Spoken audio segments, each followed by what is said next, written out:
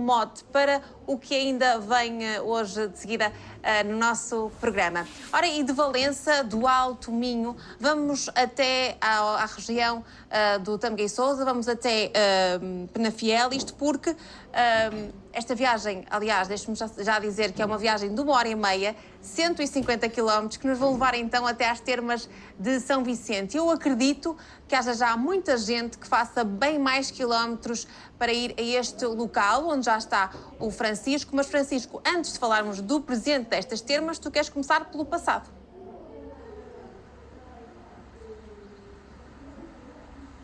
Bem, antes de falarmos concretamente nas termas, parece-me interessante falarmos um pouco da sua história, nomeadamente neste local, no concelho de Penafiel, que é bastante interessante porque conseguimos ver o passado e o presente. O futuro não, porque naturalmente o futuro a Deus pertence. Mas aqui do meu lado esquerdo eu tenho aquilo que é chamado o Balíneo Romano, que foi neste caso um balneário termal descoberto nos inícios do século XX, e já depois adiante temos as atuais termas, que foram também construídas na mesma altura em que este foi descoberto. Na minha companhia já tenho o Frederico, que é diretor clínico destas termas, a quem agradeço desde já estar comigo e para me contar um bocadinho da história antes das termas deste balíneo, que foi realmente um achado arqueológico fantástico, descoberto há mais de 100 anos. O que é que há para contar sobre este balíneo romano, então? Já que me cumprimentou, deixe-me claro que sim. por cumprimentar, claro que sim. também e agradecer esse tipo de perguntas. Naturalmente que o balíneo romano é um balíneo relativamente pequeno, mas um dos mais bem conservados de Portugal, com todas, digamos, as divisões típicas dos balneários romanos. Isto foi descoberto quando o empresário que resolveu construir um balneário aqui, ao escavar aquilo que chamavam os lodos, lamas, aqui da ribeira que está deste lado, ao cavar encontrou as ruínas, que provavelmente estranhou e que o levou até a modificar a posição do balneário, levando para fora desta zona. Portanto, é um balneário que estava muito bem conservado. Infelizmente, isto passa-se em 1901, 1902, aquela época de 30, 40, estava aberta a toda a população e foi parcialmente vandalizado, e algumas das zonas levaram algum tempo a recuperar. Mas está, como se vê agora, com o balneário ao fundo, construído nessa época, para todos os efeitos, aquilo que se chama uma construção de Belle Époque, na sequência do que se passava com o termalismo a nível europeu.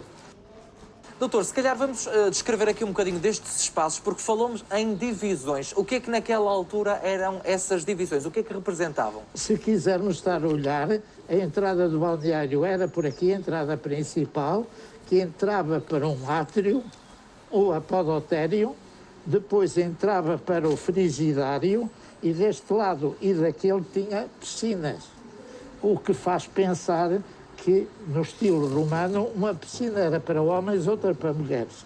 E depois tem a zona quente, o caldário, porque debaixo daquelas divisões ali há uma entrada do pré-fúrnio onde o pavimento era aquecido. E nestas termas tinha duas coisas, era o pavimento e as próprias paredes tinham também uma coisa que se chama alvéolo, o que faz pensar que este balneário foi construído por finais do século III depois de Cristo. Mas a zona quente ficava, portanto, era a última... A zona quente é esta zona para aquele lado, ali era a entrada, vê aquele arco é a entrada para a parte onde aquecia. E o pavimento, que era mais alto do que isto, o pavimento estava aqui, ficava quente, de tal maneira que aquela zona suava, tinha mesmo uma zona de sudatório para poder estar aquecido. No final de estar ali, vinha para o frigidário. O que é o frigidário? Mais frio, já o ar natural, não aquecido. E depois tem as piscinas, e há de dar conta que as piscinas têm um banco a toda a volta. Para quê? Para estarem a tomar banho, mas para estarem sentadas também a conversar. Portanto, era a vida social romana que se tinha. Mas quando falamos em quente e em frio, se calhar também é importante descodificarmos aqui. Normalmente, quando vamos para umas termas, começamos por onde? Pelo frio ou pelo quente? As termas é outra coisa que termas no sentido geral, hoje, em Portugal, são tratamentos quentes. São tratamentos quentes. Porque, mesmo que as águas, na sua origem, não sejam, têm de ser aquecidas. Porque, por exemplo, tratamentos para doenças reumáticas, musculoesqueléticas, normalmente os banhos são a 38 graus, 37, 38 ou até mais. Como tal, têm de ser aquecidas. É um pouco a razão porque se chama termas, calor, quentes, ali. Em Portugal não há o costume de frio. Eu falo isto porque acho que já não é a primeira vez que me digam, quando eu visito umas termas, que as pessoas começam pela piscina, portanto pela água um bocadinho mais fria, e depois sim, quando vão fazer algum tratamento, aí sim levam com água quente no final.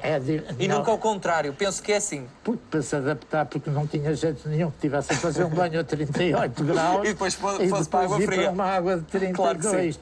Uma piscina das termas deve ter, se for para tratamento mesmo, deve ter 36. E aí é um pouco incaracterístico. Se for uma piscina de bem-estar, de relaxamento, apenas é uma piscina a 32 graus. Uma questão de adaptação. Portanto, é uma questão de adaptação. Muito bem. Doutor, muitíssimo obrigado. Nós vamos já voltar, porque na verdade nós estivemos só aqui a recordar um pouquinho da história, mas não conhecemos as verdadeiras Tivemos de termas. vir cá fora do balneário. Exatamente. Não conhecemos a verdadeira história ainda das termas de São Vicente, mas vamos já recordá-la ainda na companhia do Soutor. Portanto, fiquem desse lado que nós já voltamos. Até já. Até já, Francisco. O balneário romano de São Vicente, que foi construído com o intuito de aproveitar as águas medicinais para fins terapêuticos, algo que vamos ver também na terceira parte do nosso programa.